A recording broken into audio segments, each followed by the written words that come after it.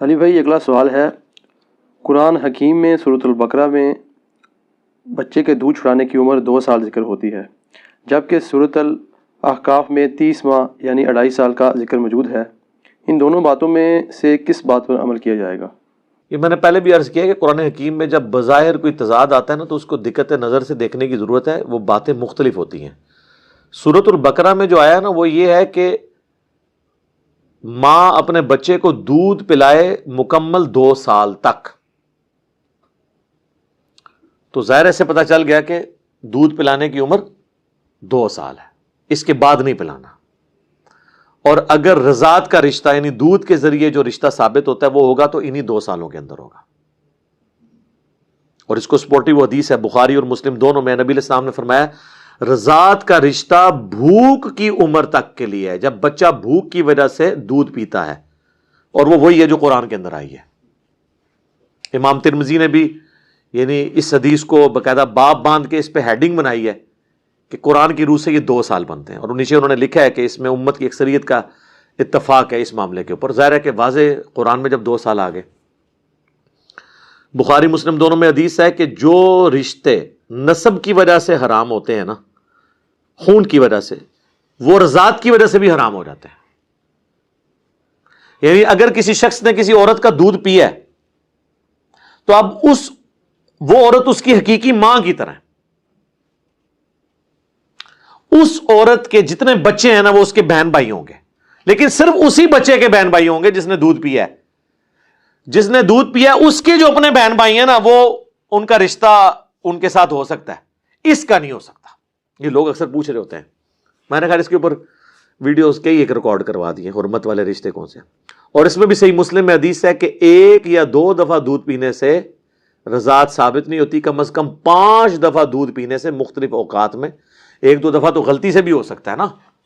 تو اس نے شریعت نے اس میں، اور یہ اہل سنت اہل تشیع کے ہاں کامن ہے یہ چیز 5 دفعہ کی۔ البتہ حنفی یہ کہتے ہیں کہ جی 1 دفعہ بھی پی لیا تو حرمت ثابت ہو جائے گی، تو 1 دفعہ تو حساتی طور پہ بھی ہو سکتا ہے۔ یہ 5 والا قول صحیح مسلم کے اندر ہے سیدہ عائشہ کا، تو یہ 5 والی بات ہی جو ہے نا وہ درست ہے۔ دودھ چھڑانے کی عمر 2 سال قرآن سے ہوگی سورۃ البقرہ سے۔ اب یہ جو آیت مبارکہ ہے نا سورۃ الاحقاف میں، جہاں پہ اللہ تعالیٰ نے ماں باپ کی جو اولاد کے لیے قربانیاں ان کا ذکر کیا ہے، اور اس میں خصوصاً ماں کا ذکر کیا ہے کہ وہ کتنی تکلیف اٹھاتی ہے، اور اس میں اللہ تعالیٰ نے ذکر کیا ہے کہ اس کا جو حمل ہے اور دودھ یہ 30 ماہ کی مدت ہے، تو 30 ماہ بنتے ہیں 2.5 سال، یعنی 2 سال اور آدھا سال۔ وہاں دودھ چھڑانے کی عمر نہیں ہے، اس میں ہے کہ اس کی حمل اور دودھ، حمل اور دودھ یہ ملا کے کتنے ہوئے 30 مہینے۔ تو 30 مہینے یعنی کم از کم پریگنینسی جو ہے نا 6 مہینے کی ہو جاتی ہے، یعنی بچہ اس میں پیدا ہو جاتا ہے، اور 2 سال وہ ایک تو یہ ہو سکتا ہے، دوسرا یہ کہ یہ 30 مہینے راؤنڈ آف کر کے، کیونکہ قرآن میتھمیٹکس کی بک نہیں ہے، وہ لٹریچر کی کتاب ہے۔ یعنی اگر میں آپ کو کہوں جی ٹائم کیا ہوا ہے 6:40 ہوئے ہوں تو آپ 6:40 نہیں کہیں گے، آپ کہیں گے جی 6:45 ہو گئے، راؤنڈ آف کر دیں گے نا۔ اور 6:35 ہوئے ہوں تو آپ کہیں گے 6:30 ہوئے ہیں، راؤنڈ آف کریں گے نا۔ تو لٹریچر میں راؤنڈ آف کیا جاتا ہے۔ تو 33 مہینے ویسے ایگزیکٹ بنتے ہیں عموماً جو ہے، ویسے تو 6 مہینے کا بھی بچہ ہو جاتا ہے، لیکن 9 مہینے، تو 33 کو راؤنڈ آف کریں تو کیا بنتا ہے 30۔ اب بعض لوگ نے یہ کہا کہ جی امام حنیفہ نے جو دودھ چھڑانے کی عمر کا ذکر کیا ہے وہ اس آیت سے کیا ہے۔ سر یہ آپ کے دماغ میں کیڑا ہے، آپ کے پرانے بزرگوں کو یہ وہم بھی نہیں کبھی آیا تھا، ورنہ وہ آپ سے بہت پہلے دریافت کر لیتے۔ پرانے بزرگوں نے آپ کے یہ لکھا ہے کہ تفسیر عثمانی جو ہے شبیر احمد عثمانی صاحب کی، اور محمود الحسن دیوبندی صاحب کا ترجمہ ہے۔ شبیر احمد عثمانی وہ ہیں جنہوں نے محمد علی جناح بانی پاکستان کا جنازہ پڑھایا ہے، انہوں نے اس تفسیر میں یہ آیت جب آئی ہے نا کہ دودھ چھڑانا جو ہے وہ 2 سال میں، اس کی انہوں نے حاشیے میں لکھا ہے کہ قرآن میں تو آیا ہے کہ 2 سال کی عمر ہے، لیکن امام حنیفہ کہتے ہیں 2.5 سال۔ ہو سکتا ہے ان کے پاس بھی کوئی دلیل ہو۔ تو شبیر احمد عثمانی صاحب کے دماغ میں نہیں آیا کہ میں سورۃ الاحقاف کی آیت پیش کر دوں 2.5 سال کے لیے، اتنی ان کو بھی شرم آئی کہ یار وہ ہے حمل پلس دودھ، تو یہ کسی کے دماغ میں یہ دلیل پہلے نہیں آئی تھی، ٹھیک ہے۔ تو اب اگر کوئی دھکے سے کرتا ہے تو ان کے بڑے بزرگ یہ حرکت نہیں کرتے تھے, ان کو پتا تھا کہ یار اس طریقے سے تو آپ تعریف نہیں کریں گے. اور یہ راؤنڈ آف کا معاملہ چلتا ہے عربی زبان کے اندر. بخاری اور مسلم دونوں میں حدیث ہے, صحابی کہتے ہیں کہ نبی علیہ السلام نے 60 سال کی عمر میں وفات پائی. پھر بخاری اور مسلم میں دونوں میں حدیث ہے, دوسرے صحابی کہتے ہیں کہ حضور علیہ السلام نے 65 سال کی عمر میں وفات پائی. پھر تیسری حدیث ہے بخاری اور مسلم دونوں میں کہ نبی علیہ السلام نے 63 سال کی عمر میں وفات پائی, 63. تینوں حدیثیں متفقن علیہ ہیں بخاری اور مسلم کی, 65 ایئرس, 60 ایئرس اور 63 ایئرس.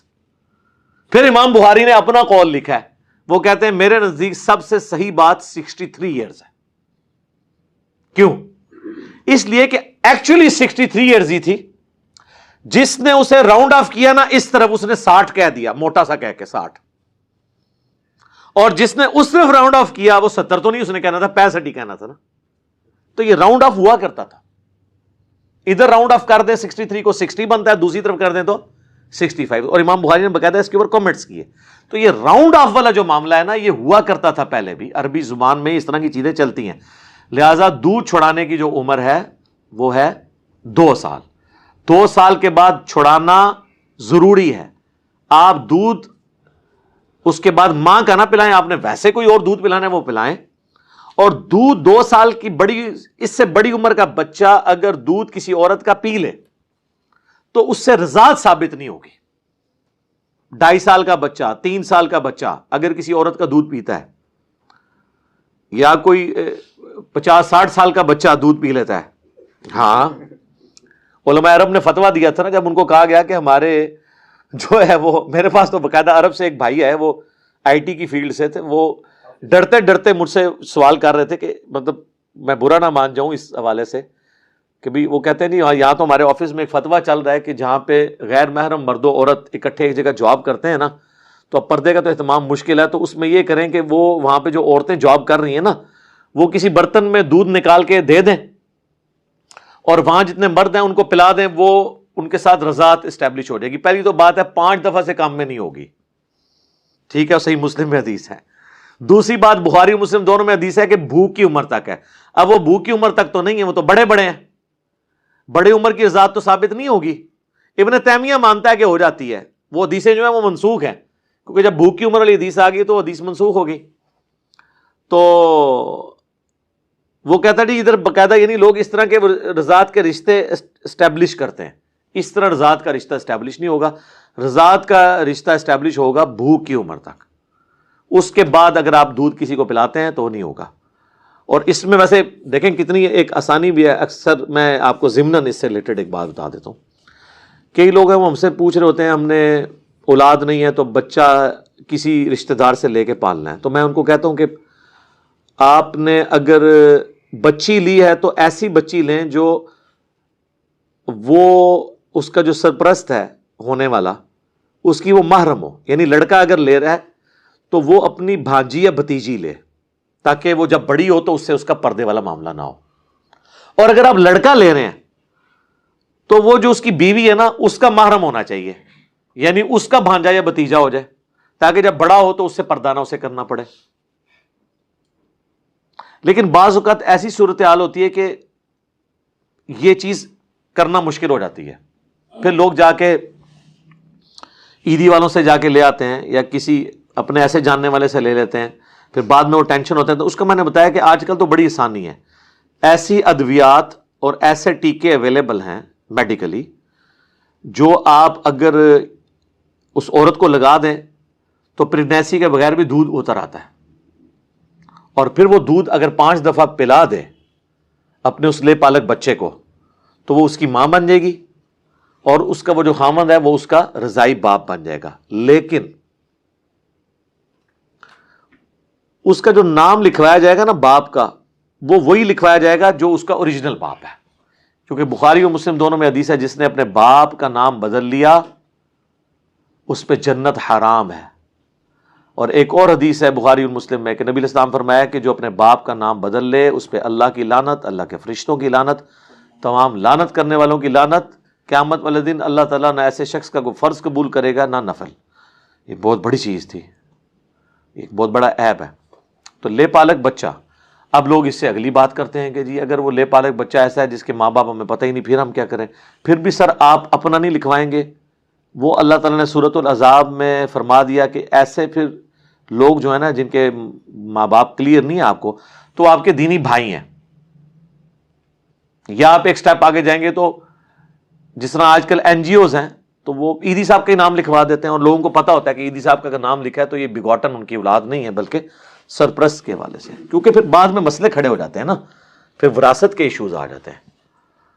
اور بعض اوقات ہم نے دیکھا ہے لے پالک بچے تو وہ لے لیتے ہیں, کچھ عرصے بعد ان کی اپنی اولاد بھی ہو جاتی ہے, پھر وہ لے پالک بچے سے فوراً ہی ان کا سلوک بدل جاتا ہے. دیکھیں کیسی ظالم ہے یار انسان چیز, ویسے ابھی تک آنکھوں کا تارا ہوتا ہے تو, اور پھر وہ جو ہے نا وہ ان کو یہ ہو جاتا ہے کہ ہم اس کے نام سب کچھ لگا دیں. یہ اس طرح کے معاملات. اور سر میں آپ کو بتاؤں کتنے گورے ہیں جو اپنی اولاد اس لیے نہیں ہونے دیتے کہ وہ لے پالک بچے پالتے ہیں کہ یار ان کا کوئی نہیں ہے. اتنا حوصلہ ہے ان میں, اور یہ اوریجنل واقعات ہیں. میں آپ کو بتاؤں بندے کی آنکھوں میں آنسو آ جاتے ہیں کہ انہوں نے اپنی اولاد نہیں ہونے دی ہے صرف اس لیے کہ ہم لے پالک بچے پالیں گے کہ جن کا کوئی پرسان حال نہیں. وہ جا کے کسی یتیم خانے سے بچے لے آتے ہیں کہ یار ہمیں بچے ہی چاہیے نا تو ان کو پالیں گے. اور ہمارے مسلمانوں کا کیا حال ہے, بلکہ یہاں تو اپنی سگی اولاد میں اختلافات شروع ہو جاتے ہیں ماں باپ کے مرنے کے بعد. پتہ نہیں کیا تربیت ہوئی ہوتی ہے, یہ دنیا کی محبت ایسی غالب آ جاتی ہے, کیسے معاملات ہو جاتے ہیں. خیر اب یہ تو رونا شروع کریں تو کئی باتیں آگے آئیں گی. تو یہ جو دودھ پلانے کی عمر ہے یہ 2 سال تک ہی ہے. یہ جو قرآن میں لوگ کہتے ہیں نا بعض اوقات یہ تضاد ہے, یہ تضاد نہیں ہے میرے بھائی, یہ لٹریچر کی بک ہے. آپ نے دونوں چیزوں کو ایک جگہ جمع کر کے دیکھنا ہے. اسی والے سے جو پچھلا بھی کچھ کوسچنز پہلے آپ کا جو کوسچن تھا کہ جی وہ قرآن میں فرشتوں کو حکم ہوا تھا تو شیطان تو فرشتہ نہیں تھا تو اس نے سجدہ کیوں کرنا تھا, تو اس کو میں نے لہذا سے کلیئر اسی لیے کیا ہے کہ وہ اس میں شامل تھا, اور اس نے اس لیے نہیں کیا کہ فرشتہ نہیں تھا. وہ سورۃ الکہف میں آ گیا کان من الجن ففسق عن امر ربی, اگر فرشتہ ہوتا تو نافرمانی نہ ہوتا. فرشتوں میں اس لیے شامل تھا کہ تغلیب کے قاعدے کے تحت چونکہ سارے فرشتے تھے ان میں ایک جن تھا تو اللہ نے فرشتوں کو جنرل ذکر کیا. اور آپ کا وہم پھر مزید نکالا کہ اللہ نے شیطان سے پوچھا کہ تو نے کیوں نہیں سجدہ کیا, تو اس نے آگے یہ نہیں کہا کہ یا اللہ مجھے حکم نہیں تھا, بلکہ اس نے کیا کہا کہ میں نے اس لیے نہیں کیا کہ میں اس سے بہتر ہوں. اس نے اپنے گناہ کو جسٹیفائی کیا, شیطان مان گیا.